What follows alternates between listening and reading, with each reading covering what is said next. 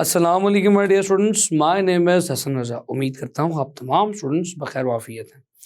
My dear students, हम अपनी पिछली क्लास में चैप्टर नंबर 17 को कंप्लीट कर चुके हैं, तो लिहाजा अब वक्त है अपने चैप्टर नंबर 18 को शुरू किया जाए। हमारी बुक का फाइनल चैप्टर है और चैप्टर इंटरेस्टिंग भी है और इम्पॉर्टेंट भी है।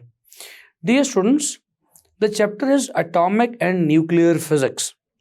हम इस चैप्टर में पढ़ेंगे कि न्यूक्लियस आखिर क्या होता है, न्यूक्लियस कब, किसने और कैसे डिस्कवर किया, और डियर स्टूडेंट्स इस न्यूक्लियस की प्रॉपर्टीज़ क्या है।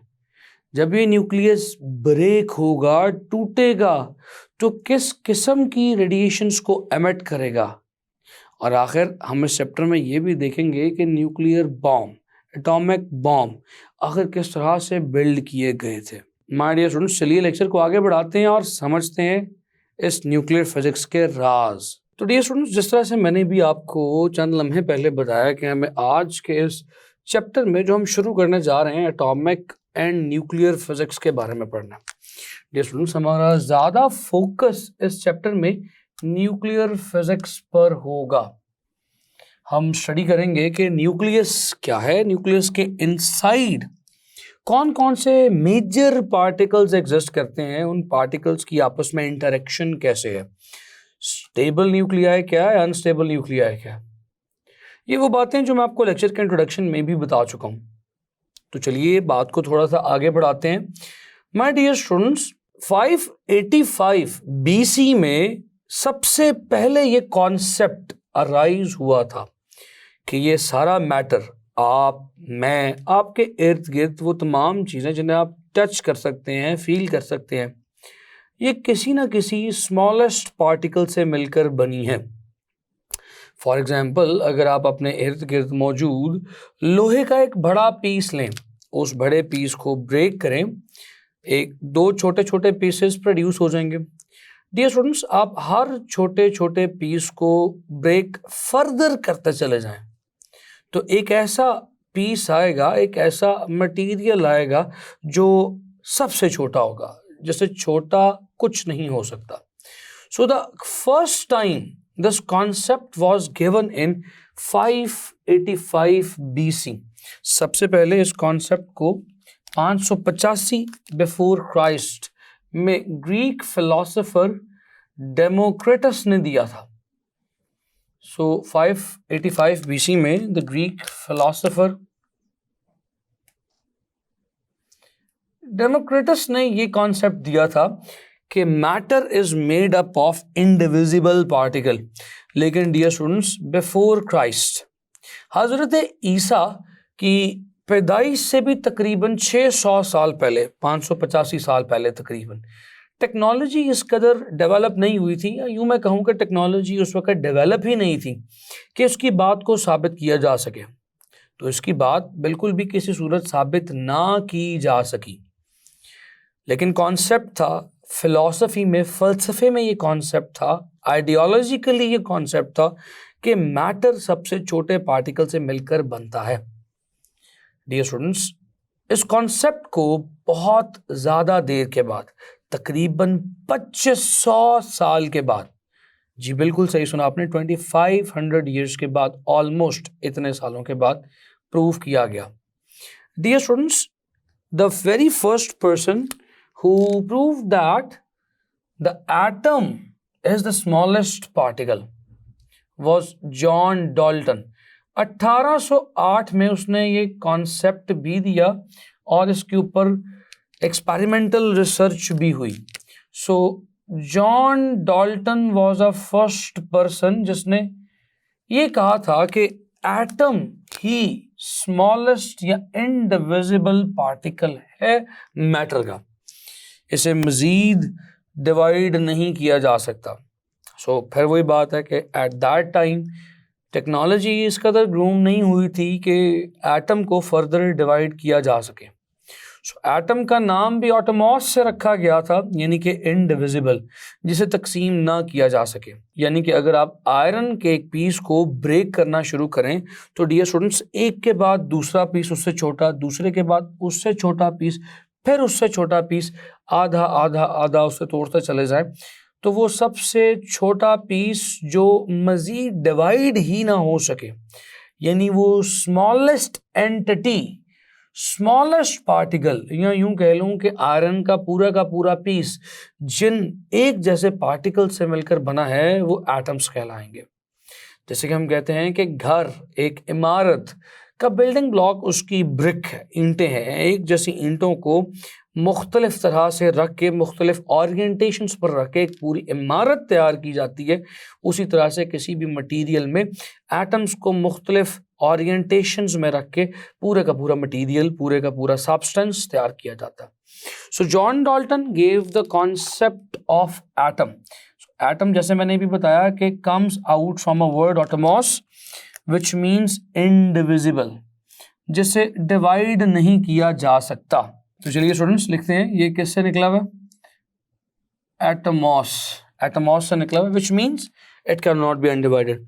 लेकिन डियर स्टूडेंट्स, फिर वही बात कि टेक्नोलॉजी ग्रो करती गई, वक्त के साथ साथ हमें मज़ीद जिहतें, मज़ीद डायमेंशंस पता चलती गई।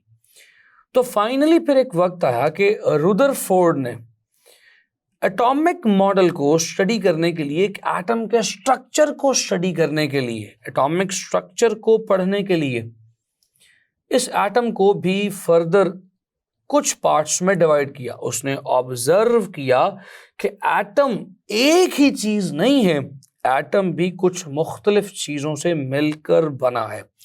यानी कि जो कॉन्सेप्ट था कि ये एटमॉस यानी इनडिविजिबल है, ये कॉन्सेप्ट ख़त्म किया रुदरफोर्ड ने। तो डियर स्टूडेंट्स, रुदरफोर्ड ने क्या किया, आप अपनी इनिशियल या बिगनर्स क्लासेस में, एलिमेंट्री क्लासेस में ये बात पढ़ चुके हैं कि रुदरफोर्ड ने एटम का सेंटर, एक ख़ास पार्टिकल को बताया था जिसे न्यूक्लियस कहते हैं। तो डियर स्टूडेंट्स, चलिए बात करते हैं 1911 में Rutherford discovered the centre of atom. किसने जी? रुदरफोर्ड ने। रुदरफोर्ड ने एटम के सेंटर को डिस्कवर किया और कहा कि the centre of atom is the most heaviest part of an atom. उसने इस सेंटर ऑफ एन एटम को नाम दिया न्यूक्लियस। तो dear students, nucleus was the central part of an atom which is the most heaviest part, या यूं कह लीजिए कि एक एटम का 99% मास जो है वो इसी सेंट्रल पार्ट में कंटेन हुआ होता है, सेंट्रल पार्ट में ही मौजूद होता है। तो यहाँ से ये बात साबित हुई थी कि फिर इसका मतलब ये हुआ कि ये जो एटमॉस है, जो ये कहा जा रहा है कि एटम इनडिविजिबल है, ये बात, ये आइडिया दुरुस्त नहीं। सो जो एटम की इनडिविजिबिलिटी की बात की जा रही है, that is not correct. Atom is divisible, atom divide हो सकता है। इनफैक्ट एटम के सेंटर में न्यूक्लियस मौजूद है, इट कैरीज पॉजिटिव चार्ज। तो डियर स्टूडेंट्स, एटम के सेंट्रल पार्ट न्यूक्लियस की डिस्कवरी के बाद जन्म लिया न्यूक्लियर फिजिक्स ने, जिसकी बुनियाद हम आज के चैप्टर में रखने लगे हैं। तो यहाँ से शुरू होती है nuclear physics, my dear students. So nuclear physics is all about the study of nucleus of an atom, the properties of nucleus of an atom, the properties of nucleons residing in a nucleus. एक nucleus के अंदर जो nucleons, जो particles मौजूद हैं, उनकी study, nucleus की study, ये तमाम चीज़ें न्यूक्लियर फिजिक्स के अंडर आएंगी। तो माय डियर स्टूडेंट्स, बात को थोड़ा सा और आगे बढ़ाते हैं कि न्यूक्लियस इतना इम्पॉर्टेंट क्यों है। डियर स्टूडेंट्स, जिस तरह से आपने भी देखा कि रुदरफोर्ड ने कहा था कि तकरीबन 99.99% मास किसी भी एटम का उसके न्यूक्लियस में कंसंट्रेटेड है। तो किसी भी एटम के लिए जो सबसे अहम चीज़ है वो उसका न्यूक्लियस है। न्यूक्लियस में प्रोटॉन्स और न्यूट्रॉन्स रहते हैं, ये भी लेटर ऑन डिस्कवर होता चला गया। माय डियर स्टूडेंट्स, एक एटम में 3 मेजर या बेसिक पार्टिकल्स मौजूद हैं जो बाद में हमने लेटर ऑन स्टडीज करके पता लगाए। वो पार्टिकल्स कौन कौन से? डियर स्टूडेंट्स, किसी भी एटम के सेंटर में कुछ पॉजिटिव पार्टिकल्स मौजूद होते हैं कुछ न्यूट्रल पार्टिकल्स के साथ। डियर स्टूडेंट्स, इन न्यूट्रल पार्टिकल्स को न्यूट्रॉन कहते हैं और इन पॉजिटिव पार्टिकल्स को प्रोटॉन्स कहते हैं। जरूरी नहीं है कि जितने न्यूट्रॉन्स हों उतने ही प्रोटॉन्स हों, लेकिन ये जरूरी है कि ये दोनों पार्टिकल्स न्यूक्लियस में मौजूद हों। सो nucleus is the central part of an atom like this. ये सेंट्रल पार्ट है एक एटम का माय डियर स्टूडेंट्स, और इस सेंट्रल पार्ट के गिर्द कुछ नेगेटिवली चार्ज्ड छोटे छोटे पार्टिकल्स और रिवॉल्व कर रहे होते हैं कॉन्टिन्यूसली, और हमने उन छोटे छोटे नेगेटिवली चार्ज्ड पार्टिकल्स को बाद अज़ां इलेक्ट्रॉन्स कह दिया। डियर स्टूडेंट्स, किसी भी एटम की आइडेंटिटी, उसकी पहचान, उसका ये सेंट्रल पार्ट न्यूक्लियस है। आप जानना चाहते हैं कि न्यूक्लियस में जो न्यूट्रॉन्स और प्रोटॉन्स रहते हैं इन्हें क्या कहा जाता है? माय डियर स्टूडेंट्स, किसी भी एटम के सेंटर में मौजूद प्रोटॉन्स को उसका एटॉमिक नंबर कहा जाता है। सो एटॉमिक नंबर क्या होता है डियर स्टूडेंट्स? हर एटम में पाए जाने वाले नंबर ऑफ प्रोटॉन्स उसका एटॉमिक नंबर कहलाते हैं। तो चलिए लिखते हैं, number of protons in a nucleus is called atomic number. My dear students, the atomic number of an atom is represented by Z. तो चलिए ये बात भी लिख देते हैं, it is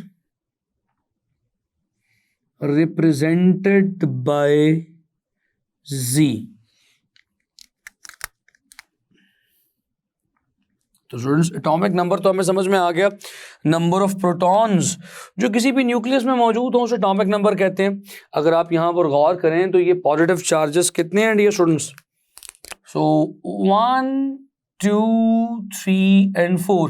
तो यहाँ पर इस एटम का एटॉमिक नंबर 4 होगा।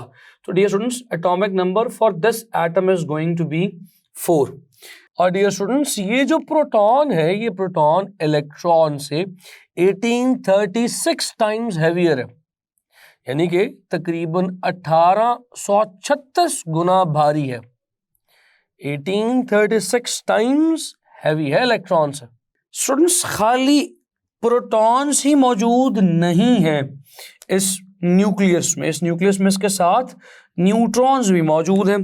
तो न्यूट्रॉन्स और प्रोटॉन्स को कलेक्टिवली एटॉमिक मास कहा जाता है।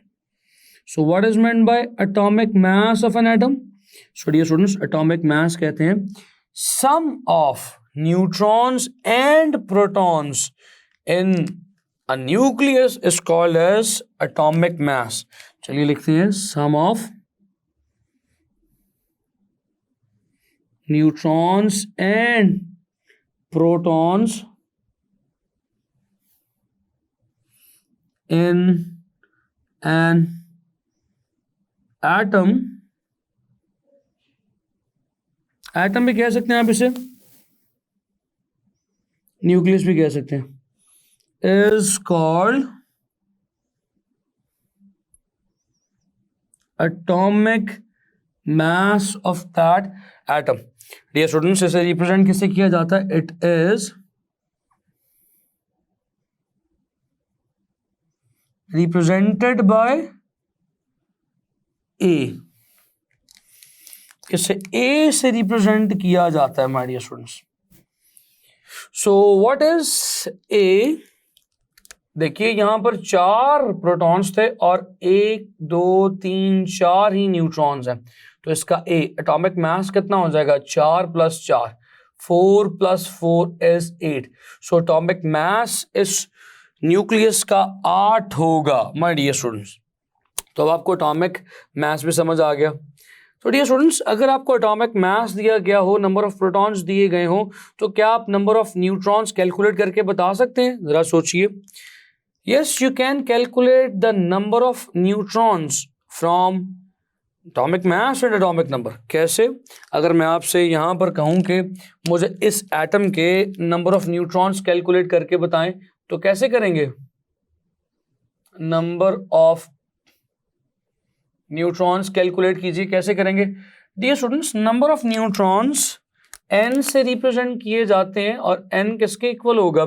एटॉमिक मास a है जो number of neutrons plus protons के इक्वल है, एटॉमिक नंबर z है जो सिर्फ नंबर ऑफ प्रोटॉन्स के इक्वल है।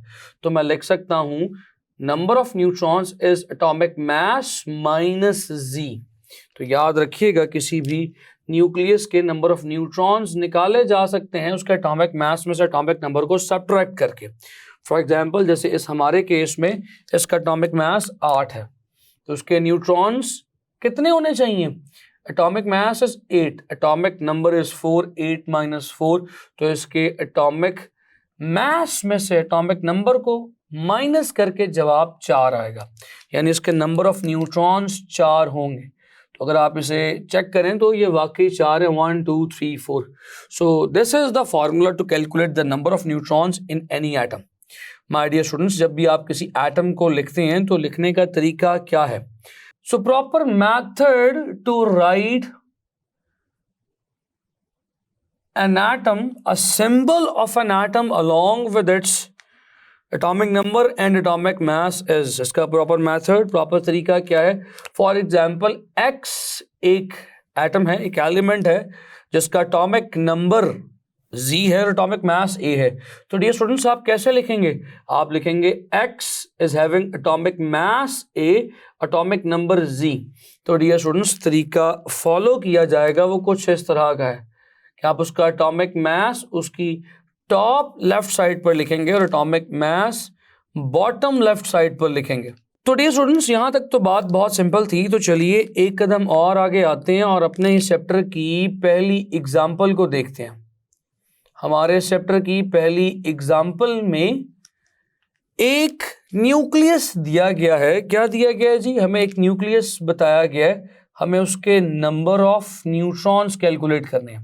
सो we are given with the nucleus X जिसका एटॉमिक मास 13 है और एटॉमिक नंबर 6 है। तो डियर स्टूडेंट्स, आपको फाइंड आउट क्या करना है? आपको number of neutrons find out करने हैं। So dear students, how can you find out the number of neutrons? Neutrons कैसे कैलकुलेट करेंगे? नंबर ऑफ न्यूट्रॉन्स निकालिए। चलिए मेरे साथ, आपको तरीका मैं सिखा चुका हूं। तरीका अब आपके लिए कुछ मुश्किल नहीं रहा। तो डियर स्टूडेंट्स, फॉर्मूला आपको पता है क्या है? Number of neutrons is equals to atomic mass minus atomic number. तो डियर स्टूडेंट्स, आपको फॉर्मेट भी आता है। ये एटॉमिक मास है A और डियर स्टूडेंट्स ये एटॉमिक नंबर है Z। तो नंबर ऑफ न्यूट्रॉन्स कैसे निकलेंगे? Dear students, number of neutrons are going to be atomic mass is 13 minus 6. So ये एक ऐसा मटेरियल है जिसके अंदर number of neutrons 13 minus 6 is 7. 7 neutrons मौजूद हैं। तो माय डियर स्टूडेंट्स, मेरे पास ये इस तरह का एक सॉल्यूशन आ जाएगा। कितना सिंपल हो गया आप लोगों के लिए, क्योंकि अब आपको इसका तरीका आता था सॉल्व करना। माय डियर स्टूडेंट्स, मैं उम्मीद करता हूं कि आज के इस लेक्चर में डिस्कस किए जाने वाले कॉन्सेप्ट्स आपने समझे हैं। तमाम कॉन्सेप्ट्स बहुत इजी थे। उम्मीद करता हूं everything is clear to you. अपना बेइंतहा ख्याल रखें। आपसे मुलाकात करूंगा अगले लेक्चर में। तब तक के लिए मुझे इजाज़त दीजिए। See you in the next lecture. खुदा हाफिज़।